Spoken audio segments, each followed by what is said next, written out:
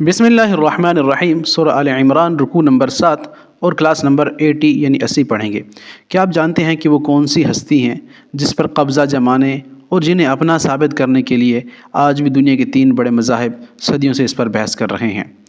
آج کی کلاس میں ہم قرآن کریم کی وہ چونکا دینے والی آیت بھی پڑھیں گے جہاں اللہ تعالیٰ نے خود عدالت لگائی اور اہل کتاب سے پوچھا کہ تم ابراہیم علیہ السلام کے بارے میں کیوں جھگڑتے ہو جبکہ تورات اور انجیل تو ان سے سینکڑوں سال بعد نازل ہوئیں۔ ان کا کیا جھگڑا تھا؟ یہ کہتے تھے کہ ابراہیم علیہ السلام نعوذ باللہ یہودی یا عیسائی ہیں، اور مشرک کہتے تھے کہ وہ مشرک ہیں۔ تو اللہ نے ساری کنفیوژن کا جواب اس میں کلیئر کر دیا، اور خاص کر یہ بات کہ علم ہونے کے باوجود کسی بات کو چھپانا، خلط ملط کرنا ایک سنگین جرم ہے۔ حضرت ابراہیم علیہ السلام کا یعنی حنیف یا یکسو ہونا، یہ وہ راستہ ہے جو آج بھی ہمیں سچا مسلمان بننے کی دعوت دیتا ہے، جو الحمدللہ ہم فالو بھی کر رہے ہیں۔ تو اس کے آگے بڑھنے سے پہلے تاریخی پس منظر میں آپ کو بتا دوں تاکہ آپ کو اچھی طرح سمجھ آ جائے کہ اللہ تعالیٰ کن سے مخاطب ہیں اور کیا کہہ رہے ہیں۔ اللہ تعالیٰ اہل کتاب کو ان کی عقل پر جھنجھوڑتے ہیں کہ جس شخصیت یعنی ابراہیم علیہ السلام کے دور میں یہودیت ہو چاہے وہ عیسائیت ہو، ان کا نام و نشان تک نہ تھا، تو انہیں تم زبردستی اپنی طرف کیسے منسوب کر سکتے ہو کہ ابراہیم ہمارے تھے؟ تو اللہ تعالیٰ نے حضرت ابراہیم علیہ السلام کے بارے میں یہ رائے دی کہ نہ وہ یہودی تھے نہ وہ عیسائی تھے، ولیکن کان حنیفا مسلمہ، بلکہ وہ تو حنیف تھے، وہ تو یکسو مسلمان تھے، یعنی ہر طرف سے کٹ کر صرف اللہ والے تھے۔ پھر اللہ تعالیٰ نے یہودیوں اور عیسائیوں کی ایک اور سازش کا پردہ چاک کرتے ہوئے فرمایا کہ یہ جانتے بوجھتے ہوئے سچ کو جھوٹ میں خلط ملط کر دیتے ہیں تاکہ عام لوگ گمراہ ہو جائیں۔ بہرحال آج کے سبق کا آغاز ہم اس خوبصورت حدیث سے ہی کرتے ہیں جس کے بارے میں رسول اللہ صلی اللہ علیہ وسلم نے اپنے خاص تعلق کا ذکر فرمایا کہ اہل کتاب یہود و نصارہ حضرت ابراہیم علیہ السلام کو اپنا ہونے کا دعوت کرتے ہیں لیکن ان کے نقش قدم پر نہیں چلتے۔ تو آج کے رکوع میں انشاءاللہ ہم دیکھیں گے کہ اللہ تعالیٰ نے کس طرح ان کے جھوٹے دعووں کی حقیقت کو کھولا اور بتایا کہ ابراہیم علیہ السلام کے وارث کا اصل حقدار وہ ہے جو ان کی طرح حنیف یکسو ہو کر اللہ کی بندگی کرے۔ چلیں شروع کرتے ہیں۔ بسم اللہ الرحمن الرحیم۔ قل یا اہل الکتاب، کہہ دیجئے اے نبی جی صلی اللہ علیہ وسلم خاتم النبیین، یا اہل الکتاب کہ اے اہل کتاب، تعالوا آؤ، الی کلمۃ ایک کلمے کی طرف، سواء جو برابر ہے، مساوات سے ذہن میں رکھتے ہیں، مساوی چیز برابری کو کہتے ہیں، جو برابر ہے، بیننا ہمارے مابین، و بینکم اور تمہارے مابین، جو تمہارے اور ہمارے درمیان جو کلمہ ہے لا الہ الا اللہ، اسی پہ آ جاؤ۔ رسول اللہ بتا رہے ہیں یہودیوں اور عیسائیوں کو کہ اسی کلمے پہ آ جاؤ جو ہمارے تمہارے درمیان برابر ہے۔ اللہ نعبدو کہ نہ ہم عبادت کریں گے الا اللہ مگر اللہ کی، ولا نشرکو اور نہ ہم شریک کریں گے بھی اللہ کے ساتھ کسی ایک کو، شیئن کسی بھی چیز کو، ولا یتخذ اور نہ بنائیں ہم بعضنا بعضا بعض ہمارا بعض کو، اربابا مختلف رب، من دون اللہ اللہ کے سوا، ہم اللہ کے سوا کسی کو معبود نہیں بنائیں گے اور کسی چیز کو بھی اپنا رب نہیں ٹھہرائیں گے سوائے اللہ کے، اور تم اور ہم ایک ہی کلمے پہ جمع ہو جائیں، کیونکہ میں نبی مبعوث کیا گیا ہوں تمہاری طرف، تمام امت مسلمہ کی طرف، اور میں آخری نبی ہوں۔ ما کان محمد ابا احد من رجالکم ولکن رسول اللہ وخاتم النبیین، محمد تم میں سے کسی کا باپ نہیں ہے اور آخری نبی اور رسول ہے صلی اللہ علیہ وسلم۔ تو آ جاؤ اس کلمے کے اوپر۔ فَإِن تَوَلَّوْا پھر اگر تولو وہ منہ پھیر جائیں یا نہ آئیں اے نبی جی صلی اللہ علیہ وسلم، منہ والا کے چلے جائیں وہ، فقولو تو کہو، اشہدو گواہ رہو، بِأَنَّا بے شک ہم تو مسلمون مسلم ہیں۔ تو مسلمان جو ہیں وہ اللہ ہی کی عبادت کرتے ہیں، اللہ کے سوا کسی کی عبادت نہیں کرتے، جو غیر اللہ کی عبادت کریں وہ مسلمان ہے ہی نہیں۔ تو گواہ رہنا مسلمانوں، ہم سب اللہ ہی کے ماننے والے ہیں۔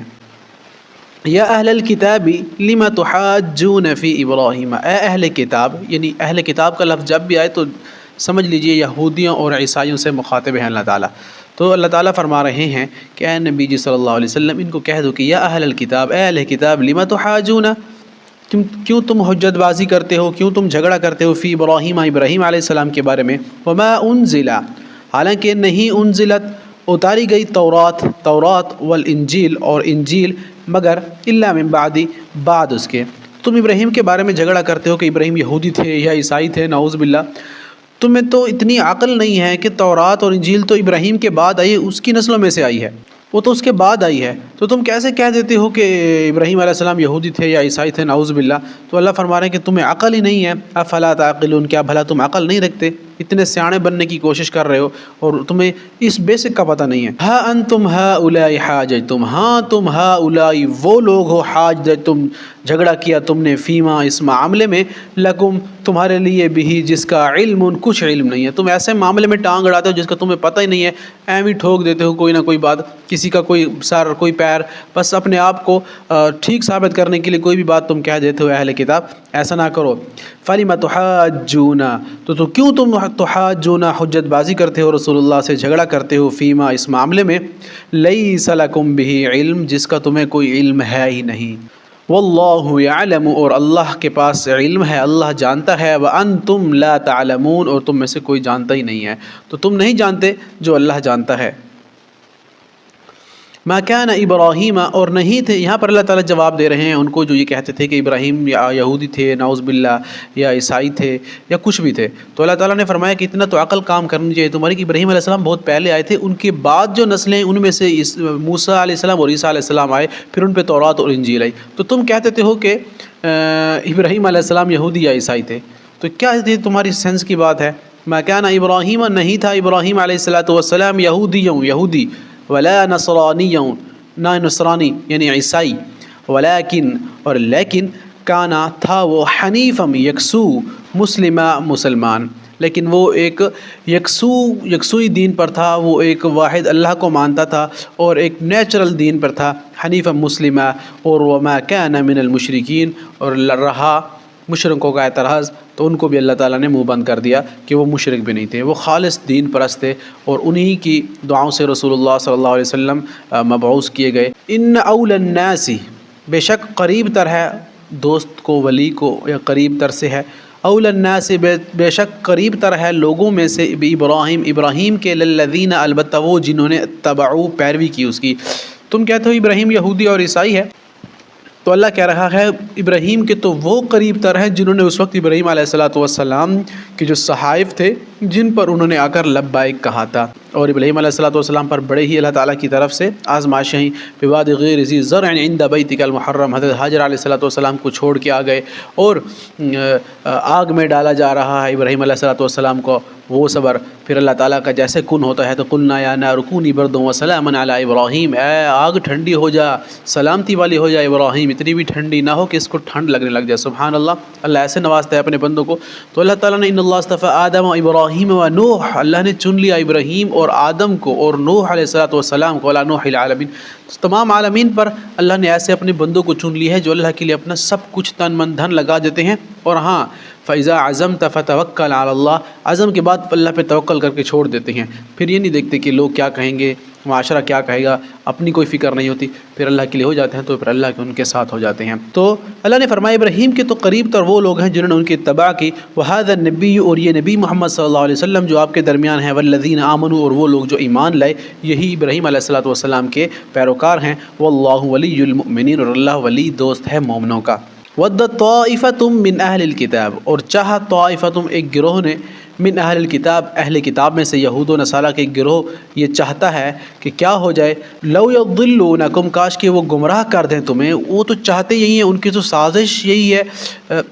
پہلے دن سے یہ سازش ہے کہ مسلمان کہیں نہ کہیں ختم ہو جائیں۔ آج جتنا بھی ان کا کلچر ہمارے ہاں گھس چکا ہے، ان کا سب سے پہلا کام یہ ہے کہ مسلمانوں کا پردہ ختم کرنا، مسلمانوں کے اندر ماں بہن بیٹی کے تعلقات ایسے غلط طریقے سے استوار ہو جائیں کہ جس میں ان کا فیملی سٹرکچر ڈسٹرائڈ ہو جائے۔ تو ظاہر ہے جب انسان اس طرف جائے گا تو سب سے پہلے انسان کا جو ہے وہ دین کولیپس کرے گا، پھر اس کے بعد جتنی بھی پرنسپل اور اصول ٹھہرے ہوں گے آہستہ آہستہ وہ کولیپس کرنا شروع ہو جائیں گے، علم چلا جائے گا، پھر یقین چلا جائے گا، پھر توکل چلا جائے گا، اور ان ساری چیزوں کے اندر پھر انسان جو ہے وہ ڈیزائر کی طرف چلا جاتا ہے اور پھر معاشرے کو فالو کرنے لگ پڑتا ہے۔ سو فالو سنہ ناٹ سوسائٹی، تو اس سے ہم بچنا چاہیے، اور جو قرآن اور حدیث کے طریقے ہمیں اس پر عمل کرنا چاہیے۔ بہرحال یہ تو چاہ رہے ہیں، اللہ فرما رہے ہیں کہ وہ گمراہ کر دیں تمہیں، وما یضلون، اور نہیں وہ گمراہ کرتے، الا انفسهم وما یشعرون، اپنے نفسوں کو، وما یشعرون، وہ شعور نہیں رکھتے۔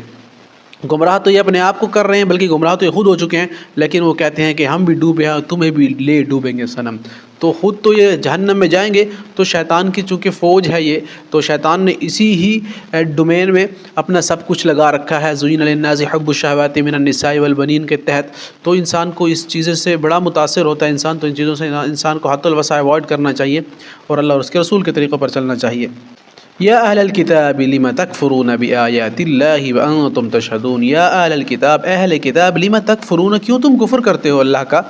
بآیات اللہ، اور اللہ کی آیات کا، وانتم تشہدون، حالانکہ تم، تشہدون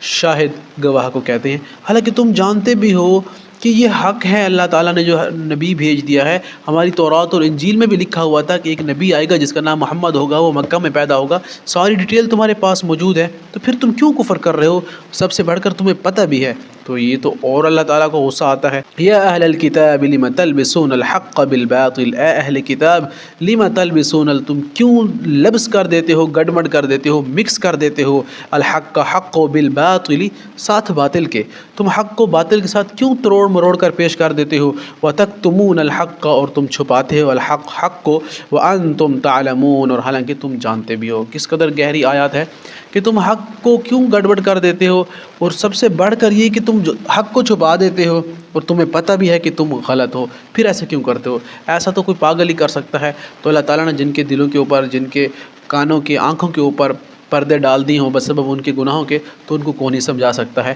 بس اللہ سے دعا ہے کہ اللہ تعالیٰ ہمیں قرآن کو صحیح معنوں میں سمجھ کر اور اس پر عمل کی توفیق عطا فرمائے، اور آگے بھی پھیلانے کی توفیق عطا فرمائے۔ وما علینا الا البلاغ۔